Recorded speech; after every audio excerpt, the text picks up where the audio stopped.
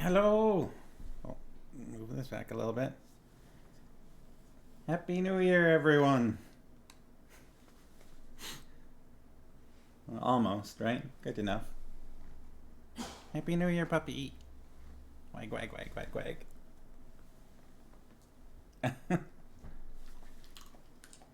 Crunch, crunch, crunch.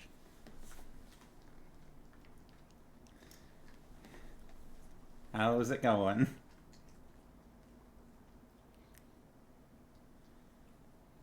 It's Friday. It's not actually New Year's yet. It is December 30th. But it's my last stream of the year. So I thought I'd jazz things up a little bit. A little bit of a... You are building IKEA furniture today. Yes. Return of dinosaur whose name I don't remember what I was calling him before. Farmos loves IKEA furniture building.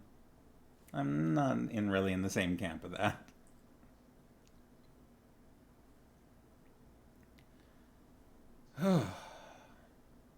So how did that go for you?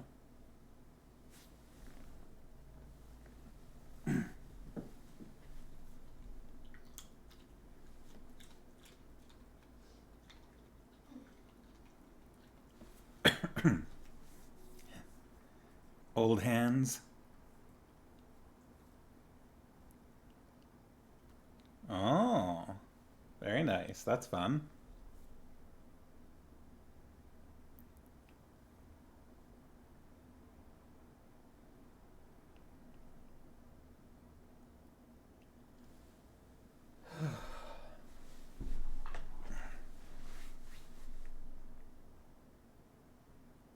Do you like my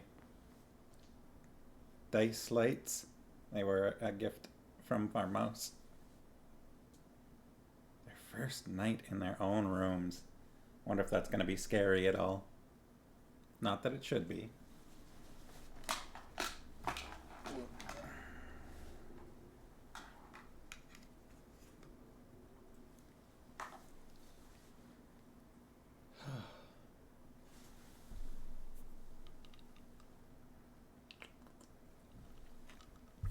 I think I saw BBAB in the chat list.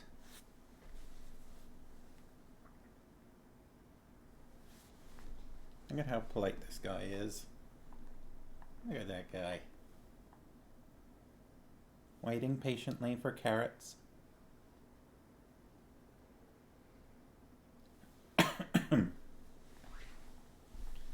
Finished 2 towers.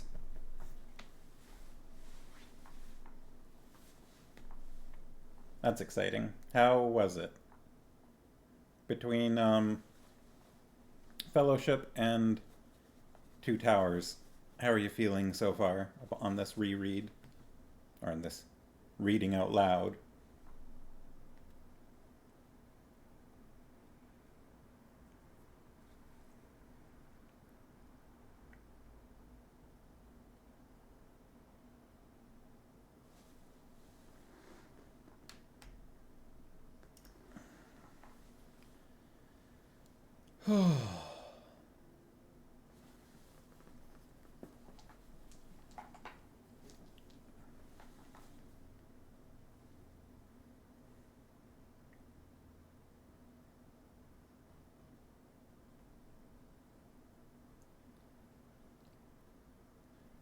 So, oh, I messed it up. Let me just fix that.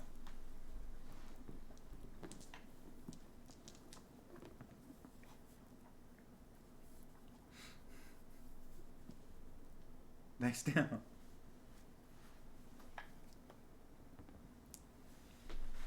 Here, better. Good, definitely enjoyable with kid commentary. Was a little more emotionally heavy near the end with the choices of Master Samwise. Yeah, it's definitely, that series definitely just gets heavier as it goes on, which, you know, is not unusual for a narrative.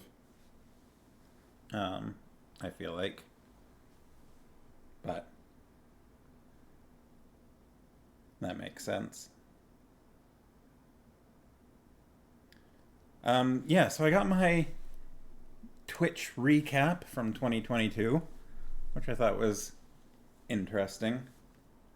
I know that I had a lot of absences this year, right? I had a lot of things going on in my life that caused me to need breaks for one reason or another. I had to take a break before the last 10 pages or so, that makes sense. Speaking of, yeah, same thing for me. So I think that I don't know if I actually got a recap like this from 2021, but apparently I did 93 streams over 2022. I imagine one or two of those might have been where I had like a technical difficulty and needed to stop and restart. What's Ty doing? But still, 93 feels like a lot. It says that people watched, I guess, between over those 93 streams with however many viewers we had, it says 819 hours watched. Seems like a lot. Let's see.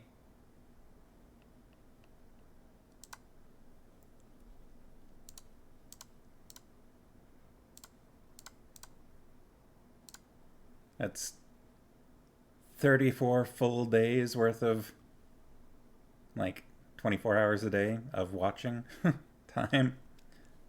I don't know if that's inflated by bots or anything like that, though. And it says my highest number of viewers at one time was 23. Probably when we got a raid at some point. Well, those are some fun numbers. Also, had 37 new followers this year, and apparently 13,000 chat messages. Which, that number is not inflated by bots, so that's just us talking, I guess. Well, those are some fun messages, or fun statistics.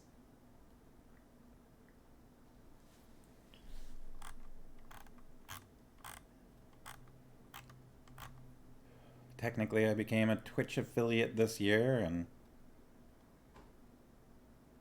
yeah.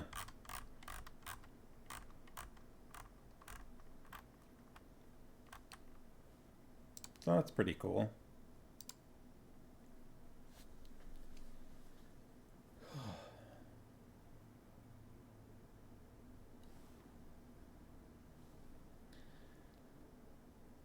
So let's see if we keep it up in 2023.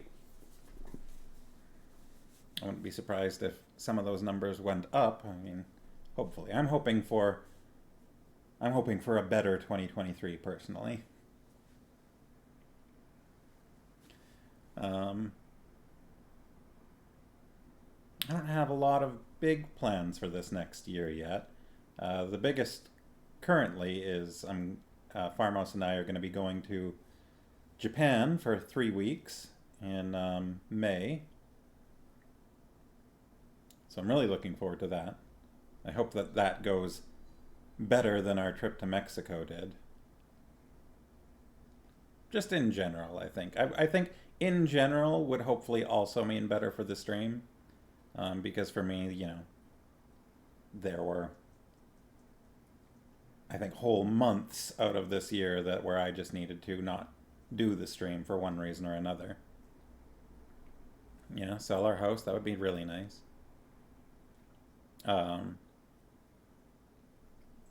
Yeah, 2022 was not great for me in a variety of ways. Not to, be a downer, but that's just how it went. Which meant that, I had to take a few different breaks, which I didn't want to do, but they were necessary. even just this month, I had to take most of this month off because of being sick and whatnot. I mean, I will have to take basically a month off for, 3 weeks off for that Japan trip. And depending on how selling our house goes, that might affect things next year. But those are both more positive reasons for me to need to take breaks. So, I'm okay with that.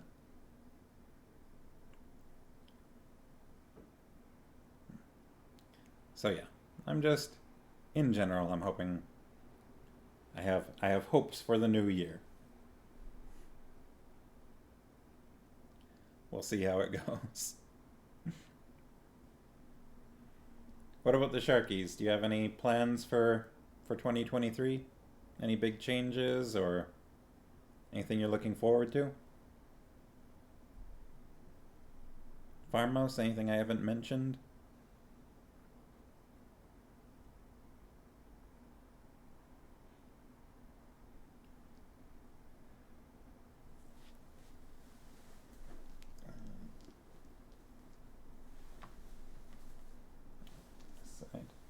This side's the one that's grad school, yeah. That would be very cool.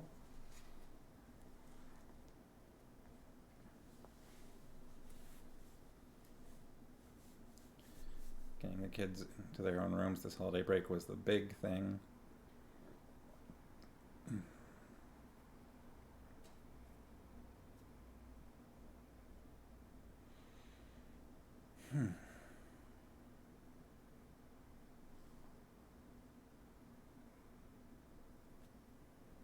I've got a project or two that I'm working on that'll be sometime next year, so I'm looking forward to that. I expect that we'll actually finish the Belgariad probably in the first quarter or third of next year. So I'm looking forward to that. That'll be fun. Looking forward to seeing what other books that we decide to read. I just saw a not having your sewing craft room anymore. Yeah, that's I guess that's sort of an awkward side effect of this house change that you're doing.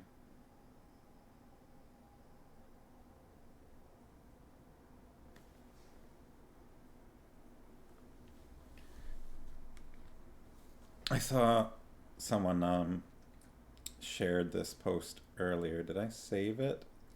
Let me see. I think it's a little bit of an older post, but there it is.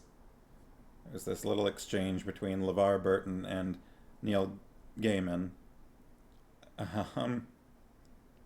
where LeVar Burton was going down the rabbit hole searching through volumes of short stories in the public domain for appropriate content for families.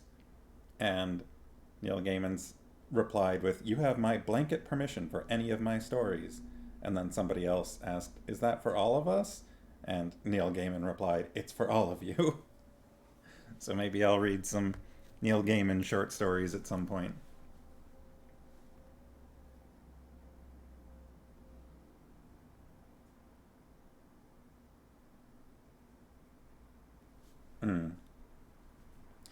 Yeah, not having things localized to one area can, for me, affect my motivation if I have to complicate tasks. We do have a volume or two of those.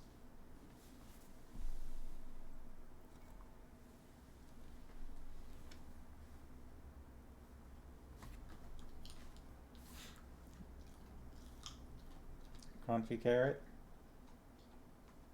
Crunch, crunch, crunch, crunch.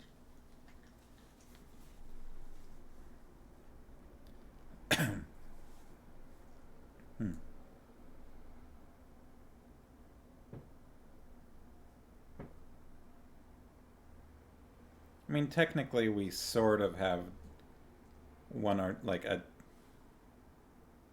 Did you just lick the wall? Man, what are you doing?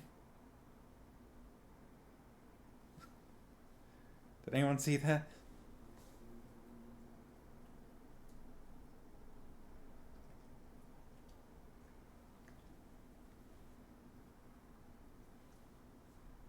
Sharky said they love the novels more. The novel was a short one,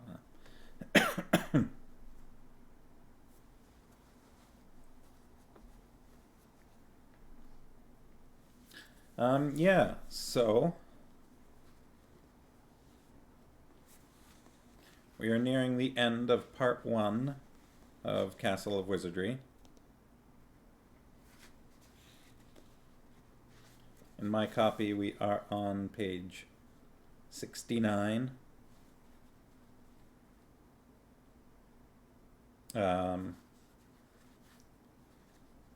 GARION has been spending quite a lot of time with his newfound cousin, Adara.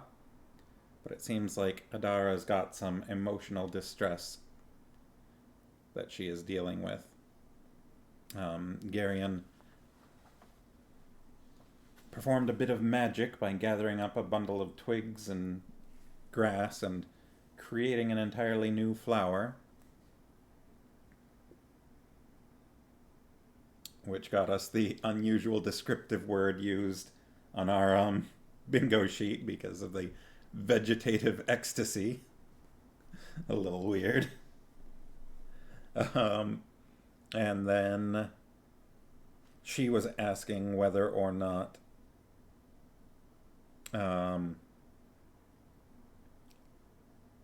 he might be able to use his magic to make someone fall in love with her, which we all know as readers is a terrible idea, but luckily GARION has already shut that down as not a possibility.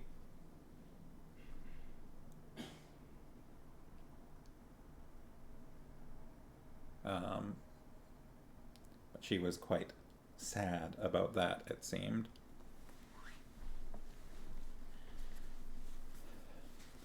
What if I... It's too awkward.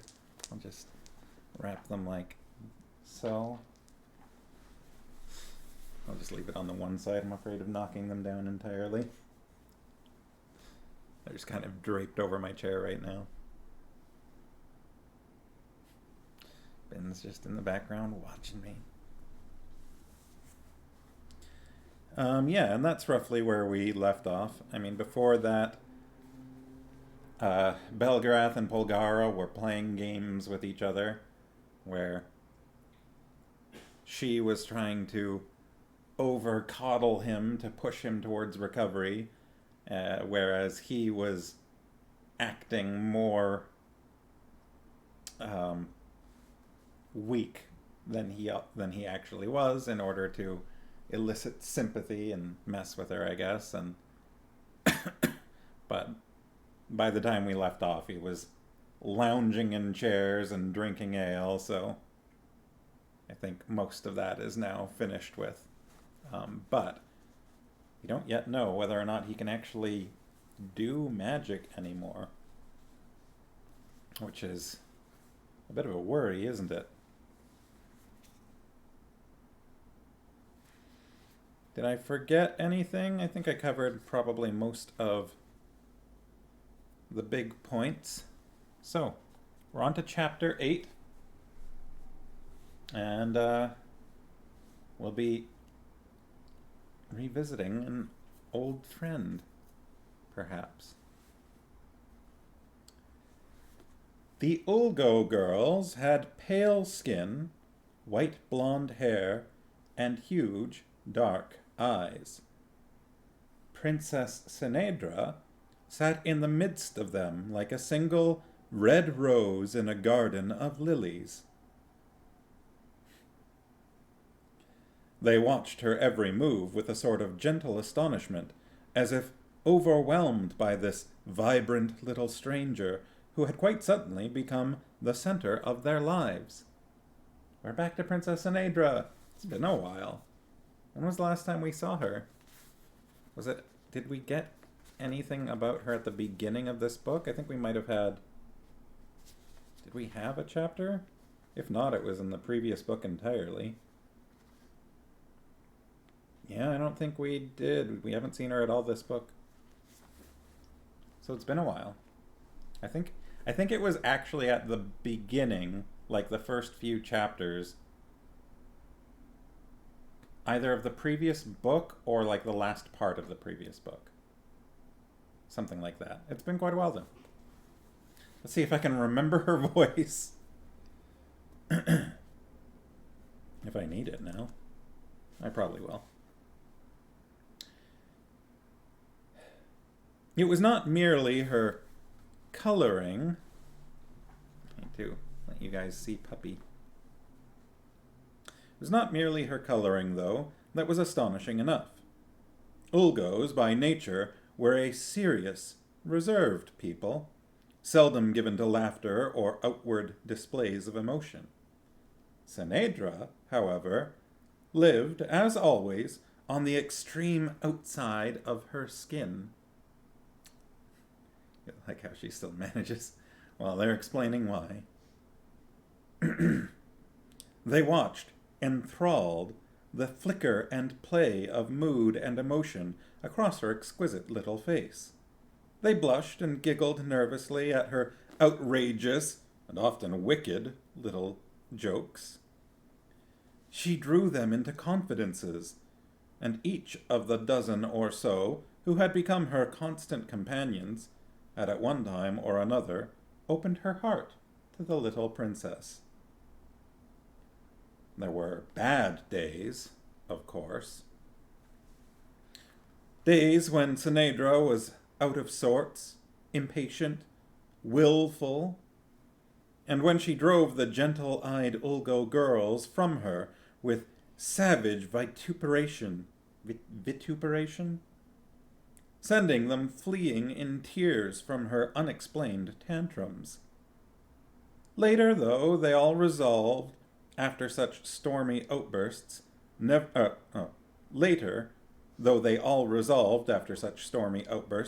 to go near her again, they would hesitantly return to find her smiling and laughing, as if nothing at all had happened.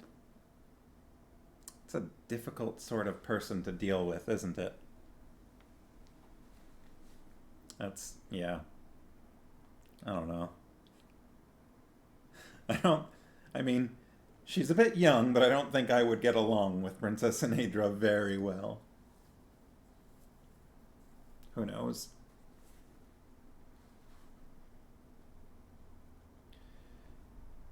It was a difficult time for the princess.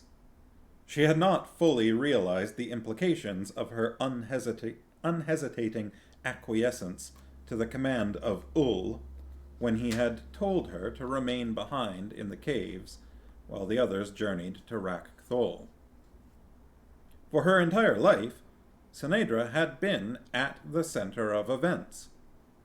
But here she was, shunted into the background, forced to endure the tedious passage of hours spent doing nothing but waiting.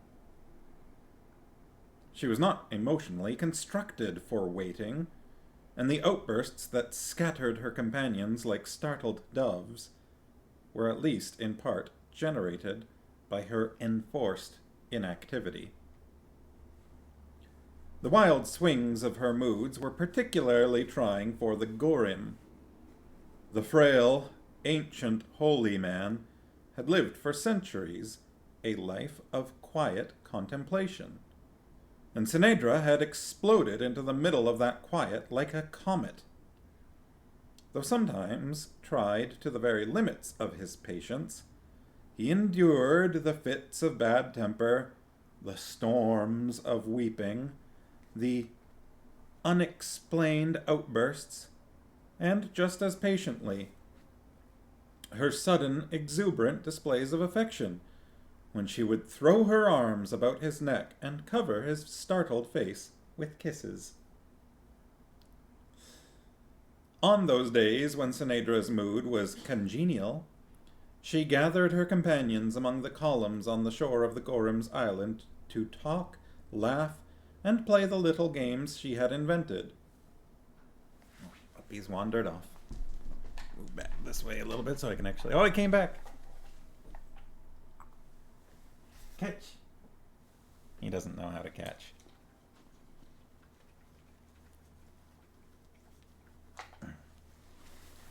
Alright, where was I?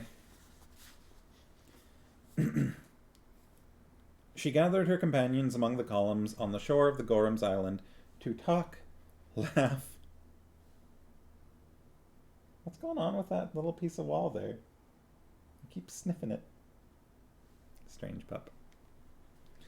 Talk, laugh, and play the little games she had invented. And the dim, silent cavern was filled with the babble and laughter of adolescent girls.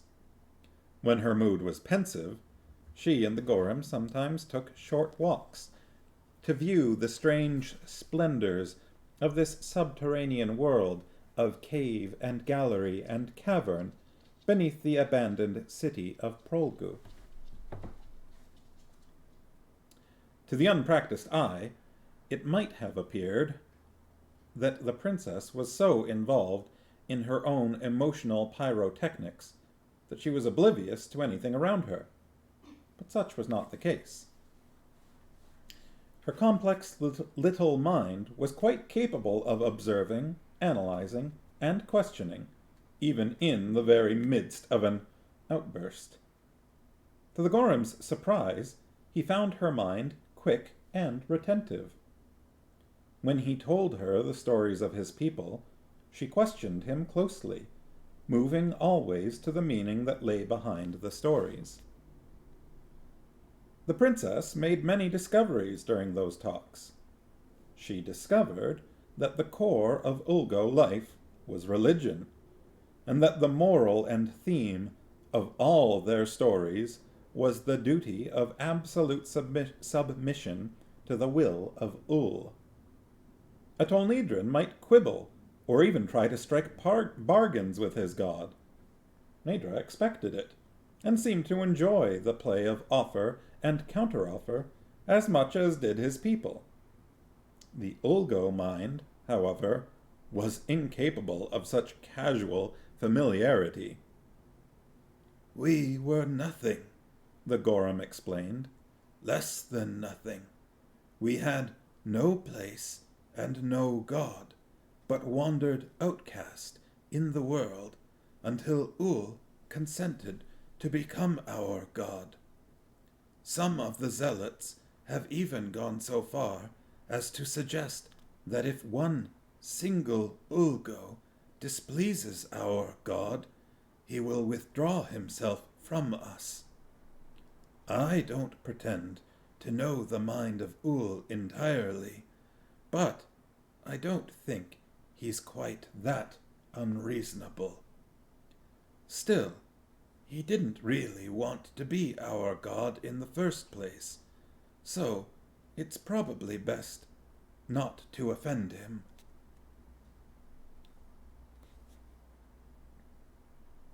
"He loves you," Sinedra pointed out quickly. I don't remember her voice. That kind of religious guilt is a tough line to ride one's whole life. Yeah, it wouldn't be my choice of place to live.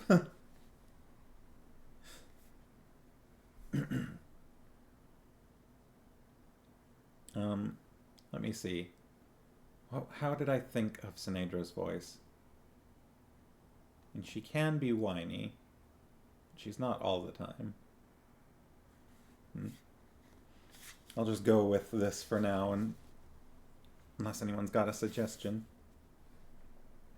"He loves you," Sinedra pointed out quickly. "Anyone could see that in his face when he came to us that time." The Gorham looked doubtful. "I hope I haven't disappointed him too much." "Don't be silly," the princess said airily. "Of course he loves you. Everyone in the whole world loves you." Impulsively, as if to prove her point, she kissed his pale cheek fondly. The Gorham smiled at her. "Dear child," he observed, "your own heart is so open that you automatically assume that everyone loves those whom you love. It's not always that way, I'm afraid. There are a good number of people in our caves who aren't all that fond of me." "Nonsense," she said. "Just because you argue with someone doesn't mean that you don't love him. I love my father very much, but we fight all the time.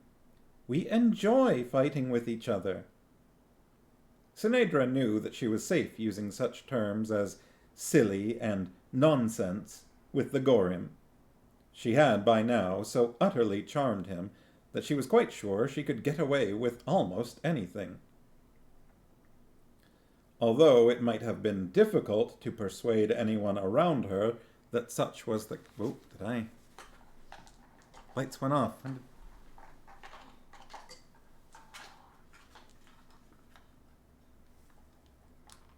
There we go. Weird, how did that even get clicked?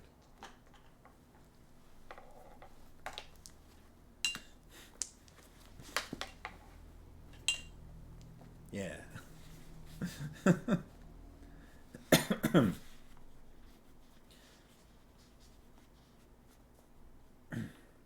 Although it might have been difficult to persuade anyone around her that such was the case, there had been a few distinct but subtle changes in Sinedra's behavior. Impulsive though she might seem to these serious, reserved people, she now gave at least a moment's thought, however brief, before acting or speaking. Wow. She had, on occasion, embarrassed herself here in the caves, and embarrassment was the one thing Sinedra absolutely could not bear. Gradually, imperceptibly, she learned the value of marginal self-control, and sometimes she almost appeared ladylike. There are so many qualifiers on all of these, complimentary words.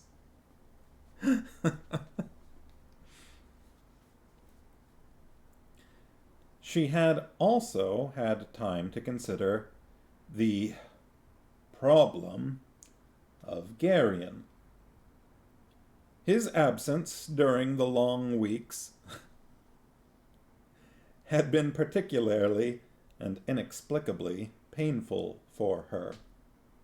It was as if she had misplaced something very valuable, and its loss left an aching kind of vacancy.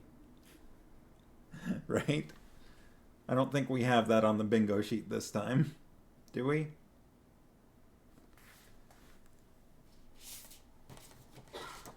We've got GARION being clueless about Sinedra, but not anything the other way around, I don't think. Alright, so the problem of GARION. Let's see. Its loss left an aching kind of vacancy. Her emotions had always been such a jumble that she had never fully come to grips with them. Usually they changed so rapidly that she never had time to examine one before another took its place.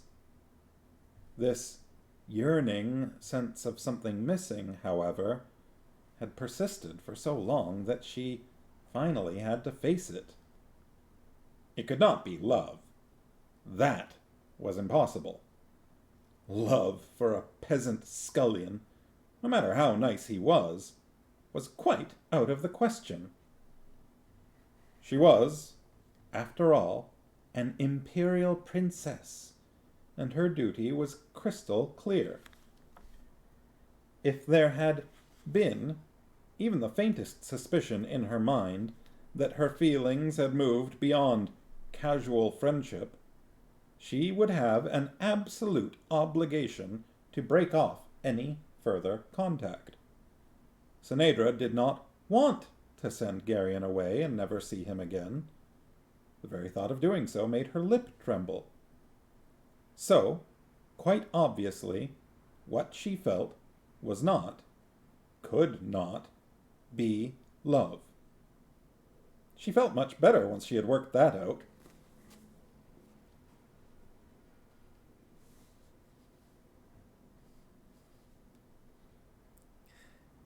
The possibility had been worrying her.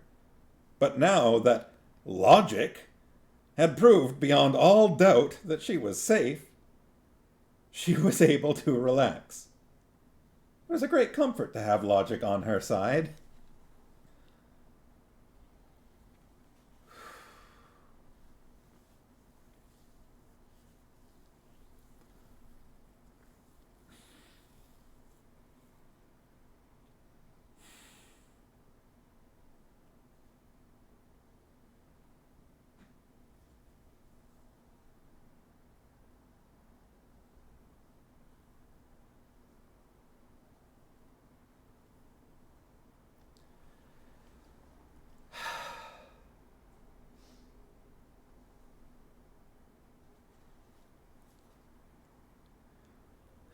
Yeah, let's track this.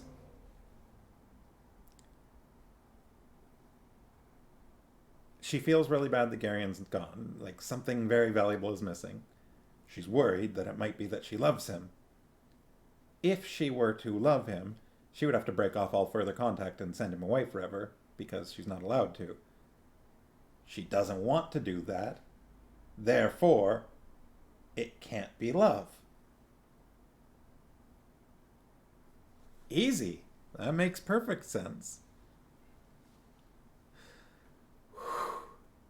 That,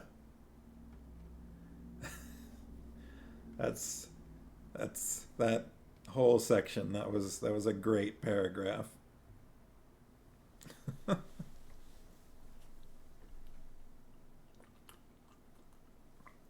She says, logic. Teen girls often go through a lot of dumb mental gymnastics. I feel like teen boys, on the other hand, just don't think at all in that regard. I mean, obviously, both of those are stereotyping. Okay. That was a great paragraph. Back to it. That left only the waiting, the seemingly endless, unendurable waiting for her friends. Where were they? When were they coming back? What were they doing out there that could take so long? The longer she waited, the more frequently her newfound self-control deserted her, and her pale-skinned companions learned to watch apprehensively for those minute danger signs that announced imminent eruption. Then, finally, the Gorem told her that word had reached him that her friends were returning, and the little princess went absolutely wild with anticipation. Her preparations were lengthy and elaborate. She would greet them properly, of course. No little girl enthusiasm this time. Instead, she would be demure, reserved, imperial, and altogether grown up. Naturally, she would have to look the part. She fretted for hours before selecting the perfect gown, a floor-length Ulgo dress of glistening white. Ulgo gowns, however, were perhaps a trifle too modest for Sinedra's taste.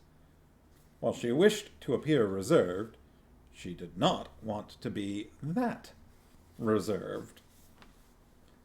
Thoughtfully, she removed the sleeves from the gown and made a few modifications to the neckline. Some elaborate cross-tying at bodice and waist with a slender gold sash accentuated things a bit. Critically, she examined the results of her efforts and found them to her liking. Then there was the problem of her hair. The loose, tumbled style she had always worn would never do. It needed to be up, piled in a soft mass of curls atop her head, and then cascading elegantly down over one shoulder to add that splash of color across the pristine whiteness of her bodice that would set things off just right. She worked on it until her arms ached from being raised over her head for so long. When she was finished, she studied the entire effect of gown and hair and demurely regal expression. It wasn't bad, she congratulated herself. Garion's eyes would fall out when he saw her. The little princess exulted. When the day finally arrived, Sinedra, who had scarcely slept, sat nervously with the Gorim in his now familiar study. He was reading from a long scroll, rolling the top with one hand while he unrolled the bottom with another. As he read, the princess fidgeted, nibbling absently on a lock. Haven't seen that habit for a while either. "You seem restless today, child," he observed. "It's just that I haven't seen them, for so long." It's been like almost a full book at this point since we've seen it, so it's not surprising that it's not on the sheet. She explained quickly. "Are you sure I look all right?" She had only asked the question 6 or 8 times that morning already. "You're lovely, child," he assured her once again. She beamed at him. A serving man came into the Gorim's study. "Your guests have arrived, Holy One," he said with a respectful bow. Sinedra's heart began to pound. "Shall we go greet them, child?" the Gorim suggested, laying aside his scroll and rising to his feet.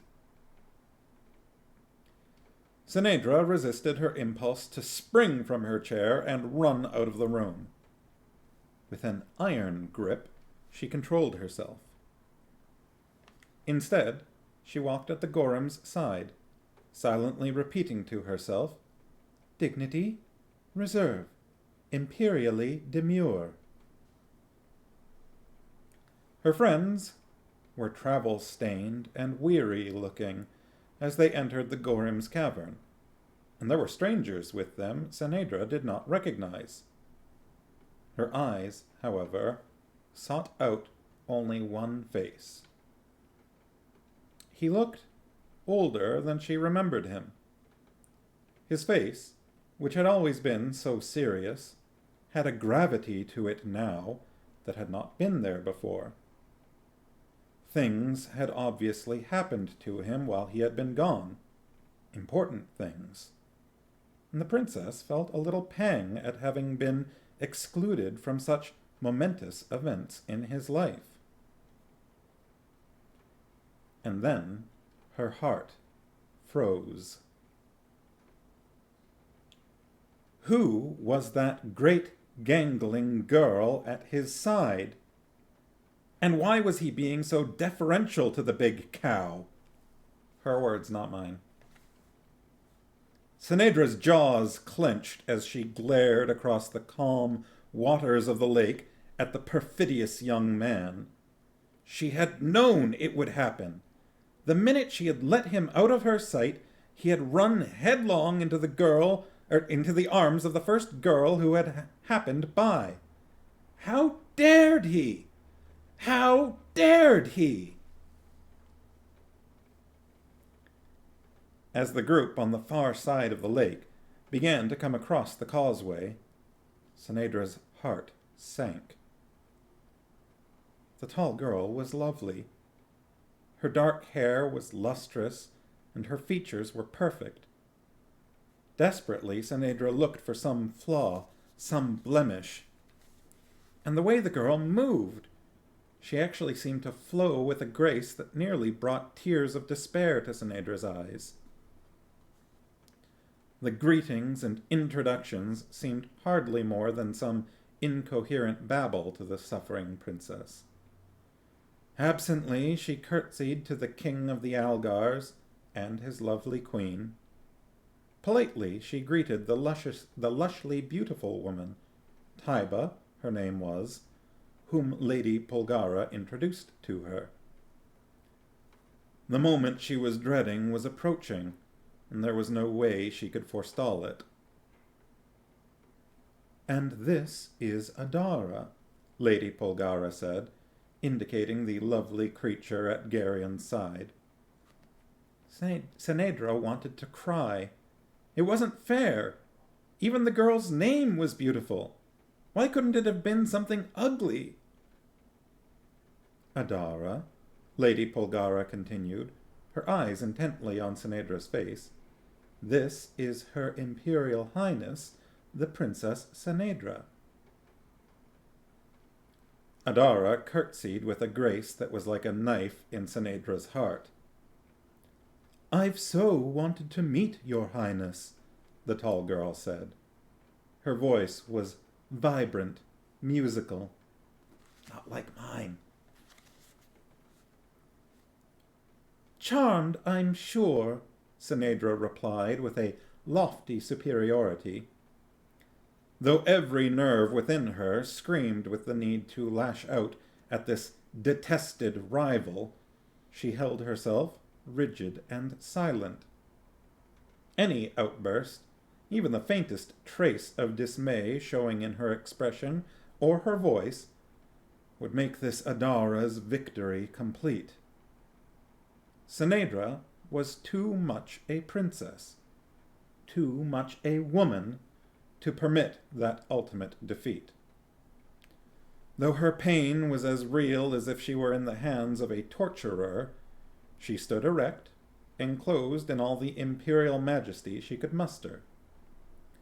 Silently, she began to repeat all of her titles over and over to herself, steeling herself with them, reminding herself grimly just who she was. An imperial princess did not cry. The daughter of Ran Borun did not snivel. The flower of Tolnedra would never grieve because some clumsy scullery boy had chosen to love someone else. Oh, did I miss a grim? I'm sure I did.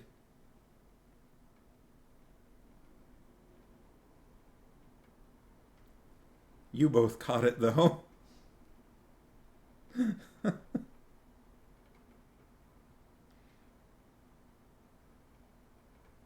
Oh, there it is. Reminding herself grimly just who she was. I went right through it. I didn't even notice.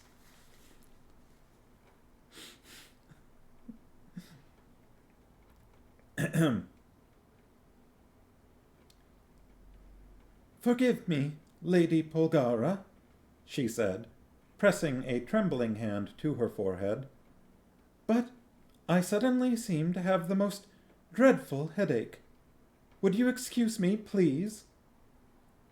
Without waiting for an answer, she turned to walk slowly toward the Gorim's house. She paused only once, just as she passed Garion. "I hope You'll be very happy, she lied to him. He looked baffled. It had gone too far. It had been absolutely necessary to conceal her emotions from Adara, but this was GARION, and she had to let him know exactly how she felt. I despise you, GARION, she whispered at him with a terrible intensity, and I don't ever want to lay eyes on you again. He blinked. I don't think you can even begin to imagine how much I loathe the very sight of you, she added. And with that, she continued on into the Gorim's house, her back straight and her head unbowed. Once she was inside, she fled to her room, threw herself on the bed, and wept in broken-hearted anguish. She heard a light step near the doorway, and then the Lady Polgara was there. It's probably a good thing. A good throwing on the bed and weeping. Hey, I'm not going to pretend I've never done it. Classic princessery, just like me.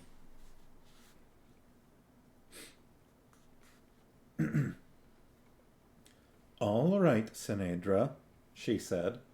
What's this all about? She sat down on the edge of the bed and put one hand on the shoulder of the sobbing little princess. Oh, Lady Polgara, Sinedra wailed. I'm sorry, I don't know what else to do. Suddenly throwing herself into Polgara's arms. I've lost him. He's in love with her. Who's that, dear? Polgara asked her calmly. GARION. He's in love with that Adara, and he doesn't even know I'm alive anymore. The stuttering is in the book, for clarity. You silly little goose, Polgara chided her gently. He does love her, doesn't he? Sinedra demanded. Of course he does, dear. I knew it! Sinedra wailed, collapsing into a fresh storm of weeping. It's only natural for him to love her, Polgara continued. She's his cousin, after all. His cousin? Sinedra's tear-streaked face came up suddenly. The daughter of his mother's sister, Polgara explained.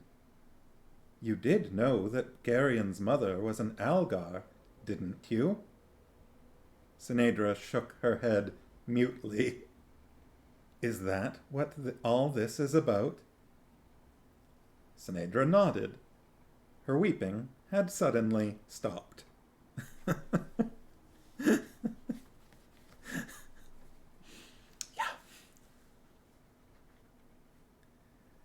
Lady Polgara took a handkerchief from her sleeve and offered it to the tiny girl. Blow your nose, dear, she instructed. Don't sniff like that. It's very unbecoming. Sinedra blew her nose. And so, you've finally admitted it to yourself, Polgara observed. I was wondering how long it was going to take you. Admitted what? Polgara gave her a long, steady look, and Sinedra flushed slowly, lowering her eyes. That's better, Polgara said.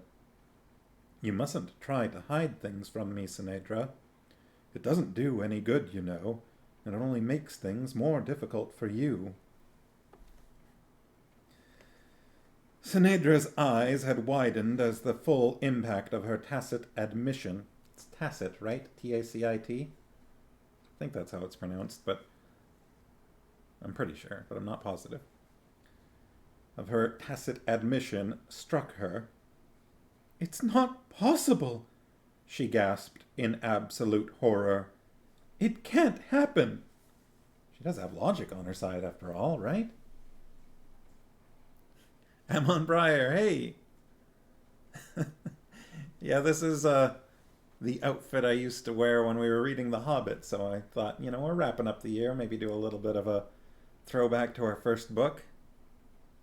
But I had talked myself out of it. How are you doing, Amon? Haven't seen you around for a little bit. I mean, I took quite a break because I got sick for a while there, so I didn't do very much this December. Jumping in and out. Yeah, of course. Well, it's good to see you. Thanks for stopping by. In case we don't get to talk again soon, Happy New Year's.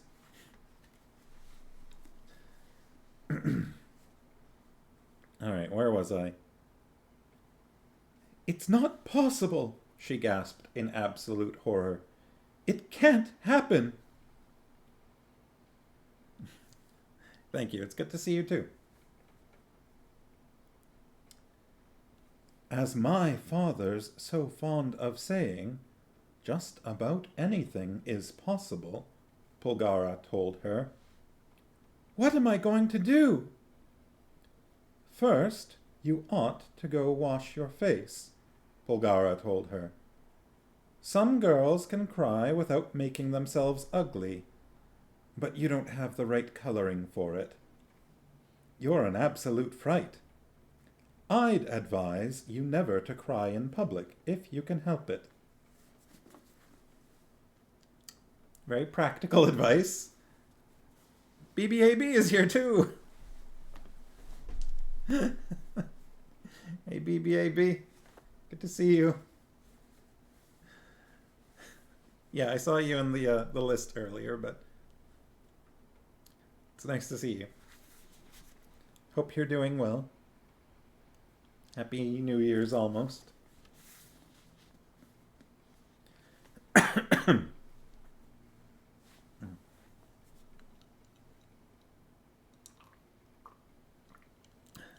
Thank you, thank you. This is going to be my last stream for this year. I'm not doing anything tomorrow, so I thought I'd jazz things up a little bit.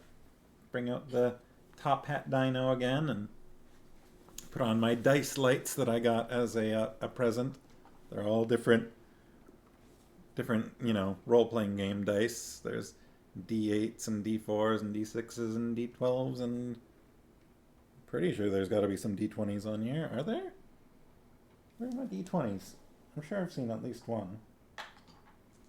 Though, of course, now as I say that, I am becoming less and less... Oh, yeah, there's one. There's a D20 behind my shoulder over here.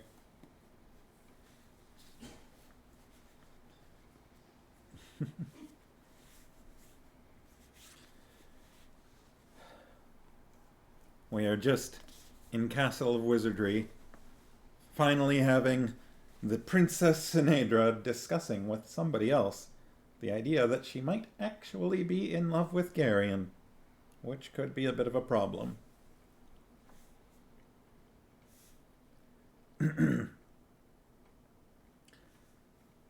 "That's not what I meant," Sinedra said. "What am I going to do about Garion?" "I don't know that you really need to do anything, dear. Things will straighten themselves out eventually." "But I'm a princess, and he's just Garion.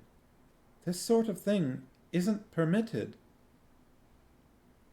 "Everything will probably turn out all right," Lady Polgara assured her. "Trust me, Sinedra. I've been handling matters like this for a very long time. Now, go wash your face." "I made a terrible fool of myself out there, didn't I?" Sinedra said. "It's nothing that can't be fixed," Polgara said calmly. "We can pass it off as something brought on by the excitement of seeing your friends again after so long. You are glad to see us, aren't you?" "Oh, Lady Polgara," Sinedra said, embracing her and laughing and crying at the same time. After the ravages of Sinedra's crying fit had been repaired, they joined the others in the Gorham's familiar study. "Are you recovered, my child?" the Gorham asked her gently, concern written all over his dear old face. "Just a touch of nerves, Holy One," Lady Polgara reassured him. "Our princess, as you've probably noticed, is somewhat high-strung." "I'm so sorry that I ran off like that," Sinedra apologized to Adara. "It was silly of me." "Your Highness could never be silly," Adara told her. Sinedra lifted her chin. "Oh, yes, I can," she declared. "I've got as much right to make a fool of myself in public as anyone else." Adara laughed, and the entire incident was smoothed over. There was still, however, a problem. Sinedra had, she realized, gone perhaps a bit too far in her impulsive declaration of undying hatred for GARION. His expression was confused, even a trifle hurt. Sinedra decided somewhat loftily to ignore the injury she had inflicted upon him. She had suffered through that dreadful scene on the shore of the Gorham's Island, and it seemed only fair that he should suffer a little as well. Bingo. Did we have... What did I miss? Oh, first of all, I didn't fill in Bard on the bingo sheet. GARION confused about Sinedra. We should probably fill in a couple of spots here. So first of all, we did get a Grim. Not in the type of circumstance I would have normally expected it, but there it is, all the same.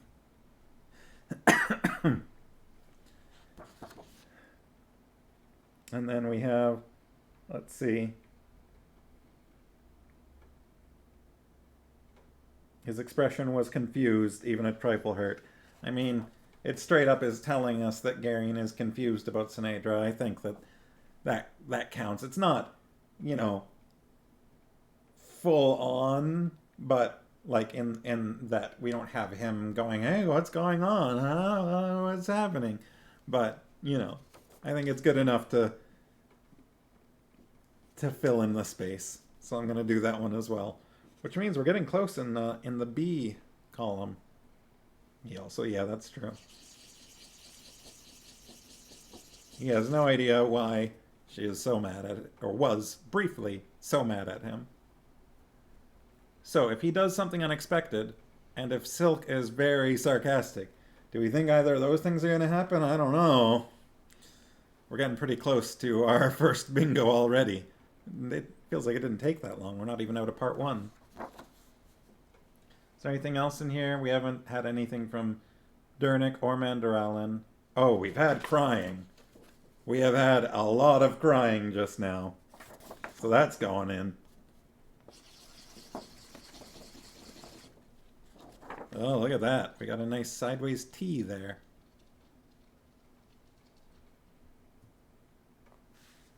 Hey, puppy. Forgot crying was an option. I never forget crying's an option. I haven't noticed Belgarath scratching his beard. GARION hasn't done any eavesdropping. We had Taiba, taking a jab at Relg, but it wasn't too severe. Haven't heard anything about Faldor's farm. We had something that was like, we had quiet magic from GARION, so that doesn't really count. We haven't had them being snobs. Nobody's been kidnapped. We're almost like a quarter of the way through this book and nobody's been kidnapped.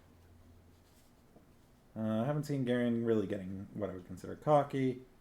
Silk honestly hasn't really been present in this book. So that hasn't come up. At least not since we got the bingo sheet started.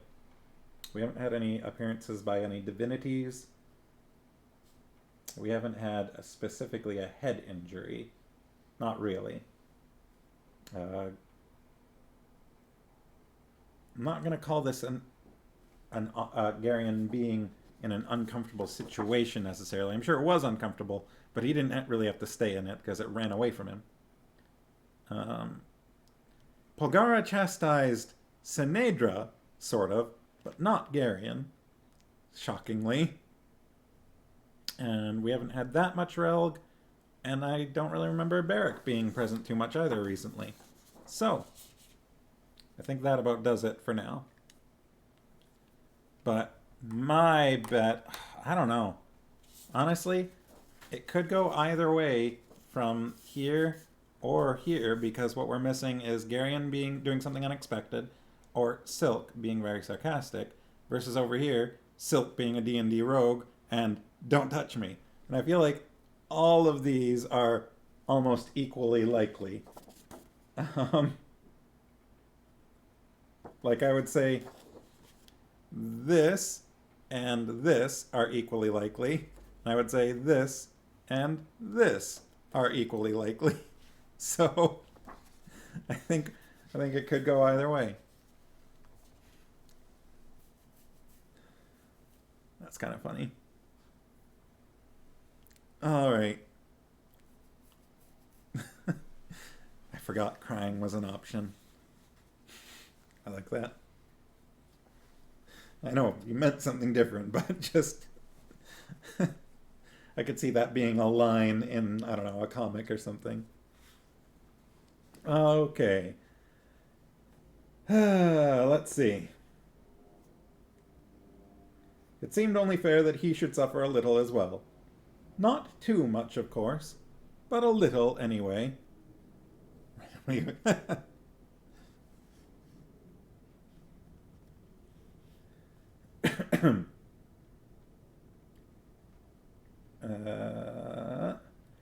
He did, after all, have it coming. She allowed him a suitable period of anguish. At least, she hoped it was anguish. She's so vindictive.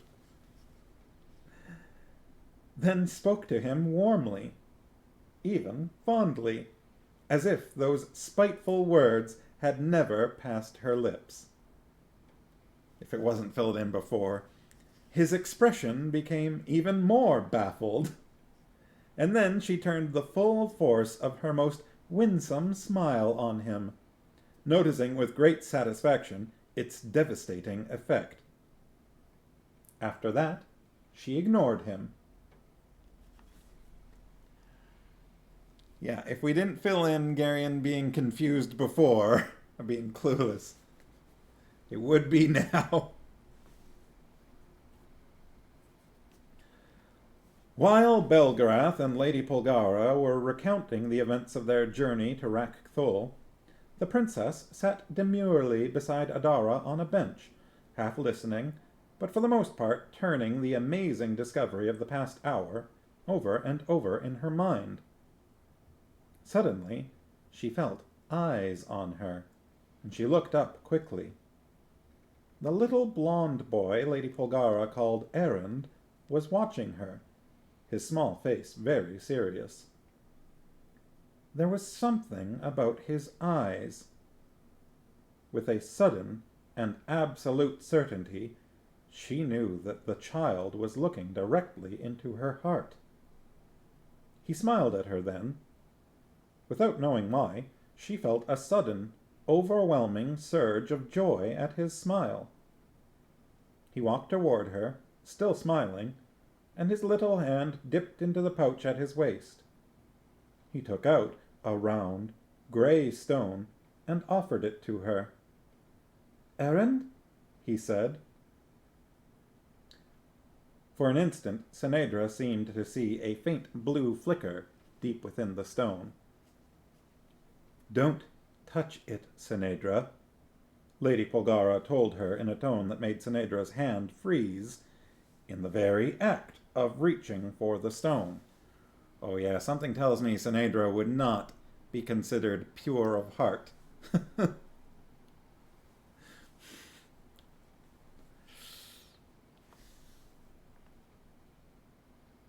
Dernick, Lady Polgara said to the smith, with an odd note of complaint in her voice. Mistress Pole, he said helplessly, I don't know what else to do. No matter how I seal it up, he always manages to get it open. Make him put it away, she told him with just a hint of exasperation. Dernick went to the little boy, knelt, and took hold of the pouch. Without a word, he held it open, and the child dropped the stone into it. Dernick tied the pouch shut, pulling the knots as tight as he could. When he had finished,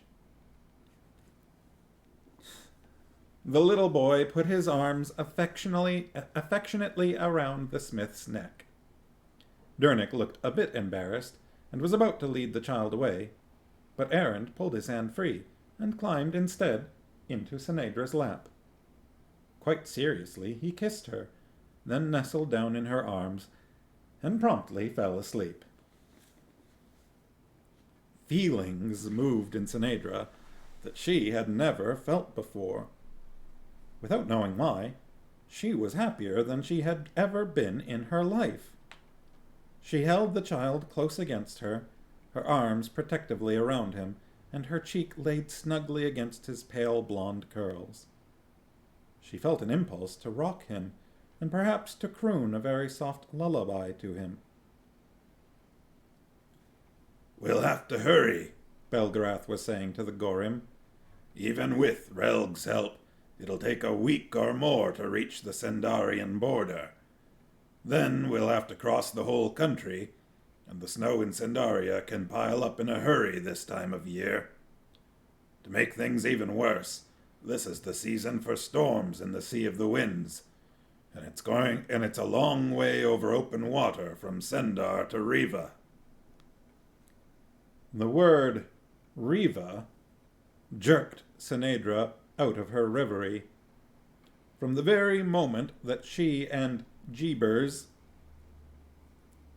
had crept from the imperial palace at Tolhoneth, one single thought had dominated her thinking. She was not going to Riva. Though she might have seemed on occasion to have surrendered on that point, her acquiescence had always been a subterfuge. Now, however, she would have to take a stand.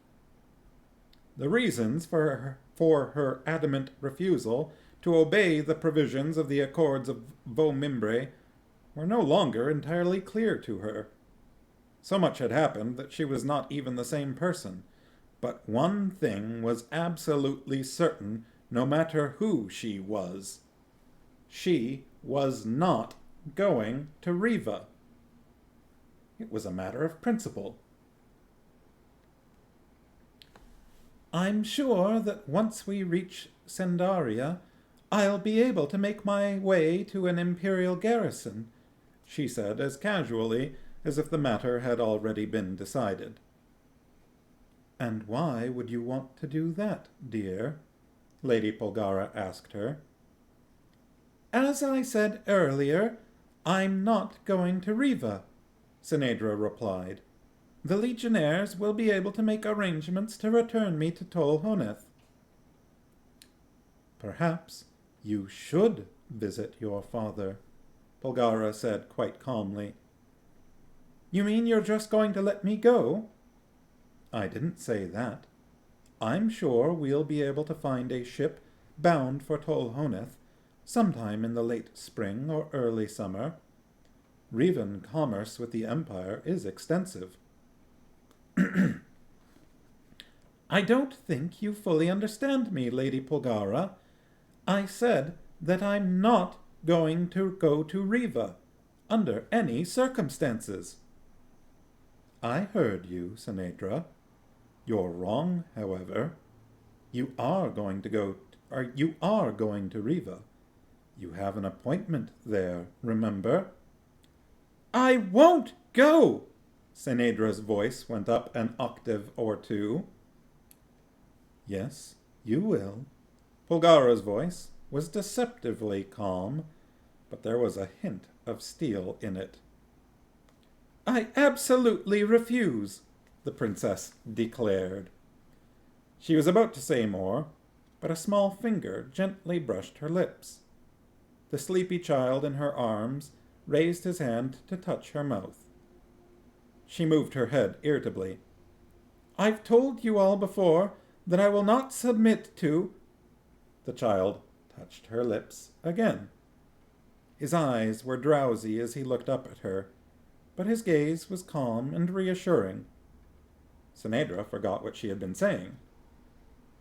I am not going to the Isle of the Winds, she concluded rather lamely, and that's final. The trouble was that it didn't sound all that final. Yeah. It seems that we've had this discussion once or twice before, Polgara observed. You have no right to... Senedra's words trailed off again as her thoughts went astray once more. The child's eyes were so blue, so very blue. She found herself unable to look away from them, and seemed to be sinking into that incredible color.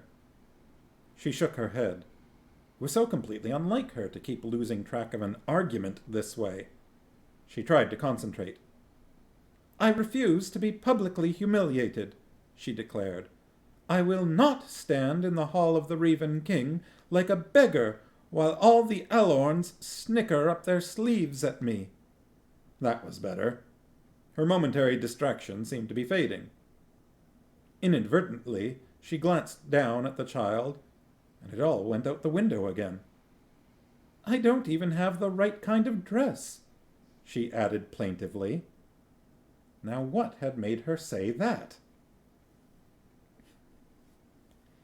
Polgara said nothing, but her eyes seemed very wise as she watched the princess flounder. Senedra stumbled along, her objections growing less and less relevant. Even as she argued, she realized that there was no real reason for her not going to Riva. Her refusal seemed frivolous, even childish. Why on earth had she made such a fuss about it? The little boy in her arms smiled encouragingly at her, and, unable to help herself, she smiled back at him, her defenses crumbling. She made one last try. It's only some silly old formality anyway, Lady Polgara, she said. There won't be anyone waiting for me in the hall of the Revan King. There never has been. The Revan line is extinct. She tore her eyes away from the child's face. Do I really have to go? Lady Polgara nodded gravely. Senedra heaved a great sigh. All this bickering seemed so unnecessary. What was the point of making such an issue of a simple trip? It was not as if there was any danger involved. If it would make people happy, why be so stubborn about it? Oh, all right, she surrendered. If it's so important to everyone, I suppose I can go to Riva. For some reason, saying it made her feel much better. The child in her arms smiled again, gently patted her cheek, and went back to sleep. Lost in a sudden, inexplicable happiness, the princess nestled her cheek against his curls again and began to rock back and forth gently, crooning very softly.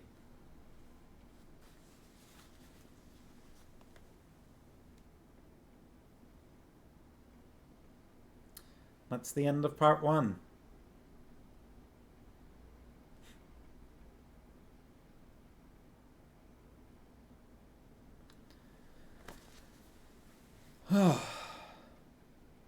was an interesting scene, wasn't it?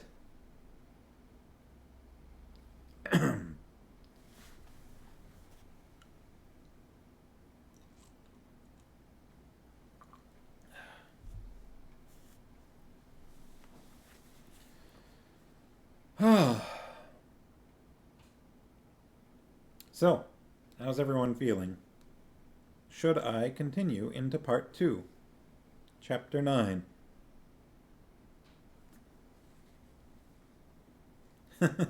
I will not go to Riva, Sinedra.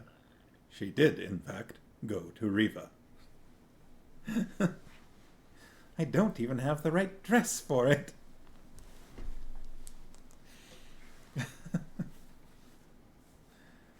That was an odd conversation, wasn't it? As is tradition, part 2 starts with a map, though it's not a very complex one. We've got a lot of the Sea of the Winds and a very small Isle of the Winds, which has, what, like 3 labels on it? Riva, I think that's River of the Hills, maybe, and Pasturelands. Oh, a 4th one there, Peat Bogs. Can't forget the Peat Bogs. No, River of the Vales. River of Vales. We've got Riva, River of Vales, Pasturelands, Peat Bogs. Alright, Sharky's had a busy day. We finished part 1. So next Wednesday is the 4th of January. I should be here. I am busy the 1st through the 3rd, but the current plan is to be home for the 4th. We filled in a few spots on our bingo sheet. That was fun. Is everyone excited to have a little more flair return to the party with Sinedra? I feel like it's nice to see her again, even if it was tumultuous. A lot of entertaining scenes, yeah. Yeah, that chapter was good. Especially just her, like, logic of how she could not possibly be in love with Garion. That was just perfect. Less heavy, yeah. I have as much a right to be silly as anyone else, or to make a fool of myself.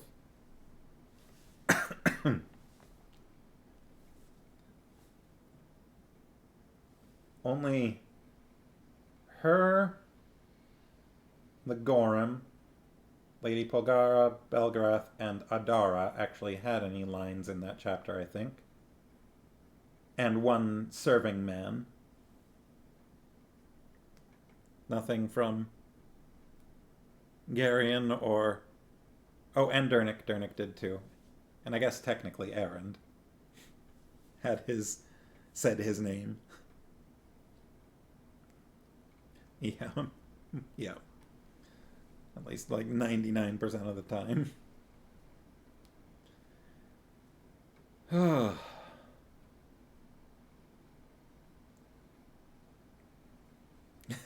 Yeah.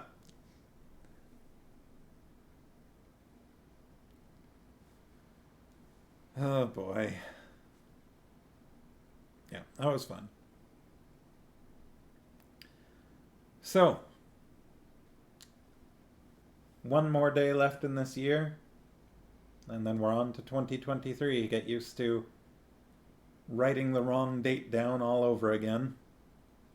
I feel like I barely actually wrote 2022 down at all, so I wouldn't be surprised if it gets into 2023 and I'm still writing like 2021 or 2020 or something. Yeah, puppy, I'm almost done. Almost done. Here, I've still got some carrot left for you.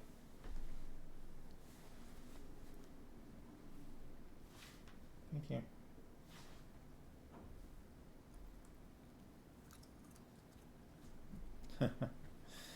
Right. Yeah.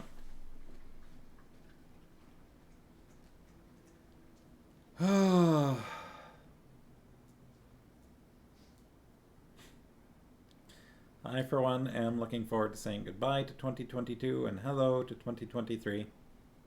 So I will see you all hopefully on January 4th. And we'll get into part 2 of Castle of Wizardry and see what happens at the Isle of the Winds. Yeah. Happy New Year, everybody. Thanks for joining me all of like 94 times this year, something like that, right? That's what I said. It was 93. This today makes 94, I think. And let's see if we can make 100 next year. Maybe, maybe not. All right. Have a good night. Have a good New Year's Eve tomorrow and a good New Year's Day after that. See you next week. Thanks for joining me. Bye. Oh, puppy heard that.